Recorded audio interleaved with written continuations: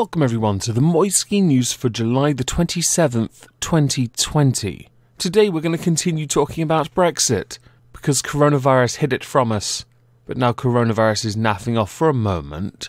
It seems only appropriate to wear all of you lovely viewers down by talking about Brexit over and over again.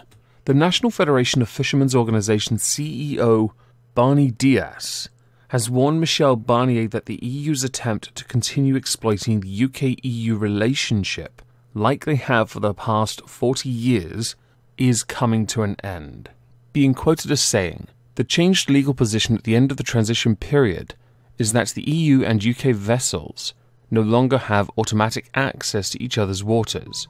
Access will have to be negotiated as part of annual fisheries negotiations along with appropriate quota shares. The EU fleets fish around 6 times as much in UK waters as UK vessels fish in EU waters, and to obtain access to UK waters in the future, we'll have to agree to quota shares which more closely reflect the resources in UK waters."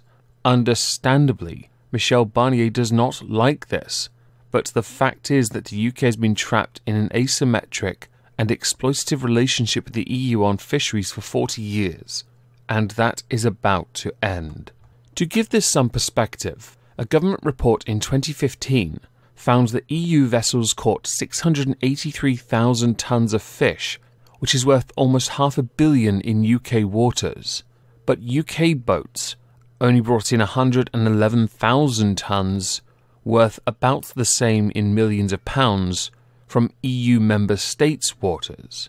The fisheries that they are exploiting that belong to us should be given to us first. That is a fact. We are leaving. You may not like that, but that is what is happening. Therefore, you must respect that our waters are ours and ours alone. The most recent talks that ended with bugger all progress with regards to a deal, because of how stymied they've been on fisheries, concluded on Thursday last week. But there's still time. It could still be done. The Common Fisheries Policy, what has governed all member states, is governed by the EU, and it sets out quotas for fishing. This would include the size of the fish along with how much of that fish you are allowed to catch in any one year.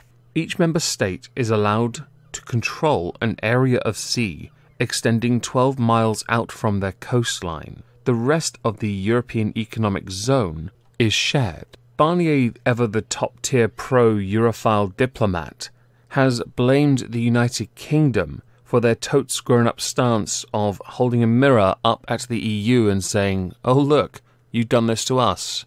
Look at yourselves." Michel Barnier has gone on to say that the UK has not shown the same level of engagement and readiness to find solutions, along with admitting that the current proposal excludes EU fishermen from UK waters, which I'm okay with. The point of us leaving isn't so that others can come and fish in our waters. We need to be able to regenerate our fisheries anyway. Much like farming, any form of farming, if we're obeying someone else's standards that don't take into account the ecology, which the European Union does not, certainly with our soil, with farming, it's not sustainable, the same can be applied to fisheries.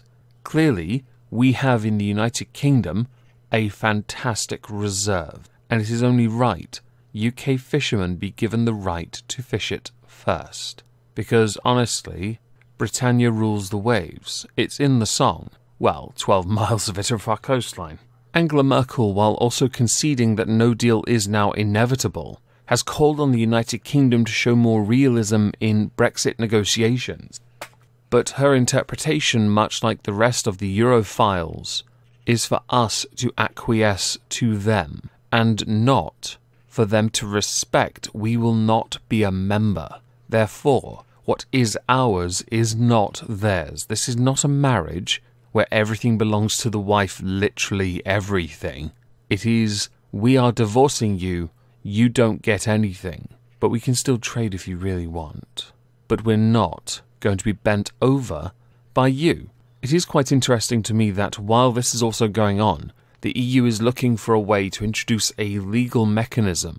This legal mechanism would exist to make sure the United Kingdom does not undercut the EU. The reason for this is because they want to continually change the standard, which I can fully understand and respect. Them wanting us to stick with them on that is control, and I will not accept that. I don't think many would. We should of course strive to be better, and we are in many areas, but we are not bound to you. You want assurances? You don't get it. You live within a, vastly capitalist world. If we undercut you, get good, scrub. With what has happened and what is going on, I would love to know what you think. So please do let me know in the comments down below.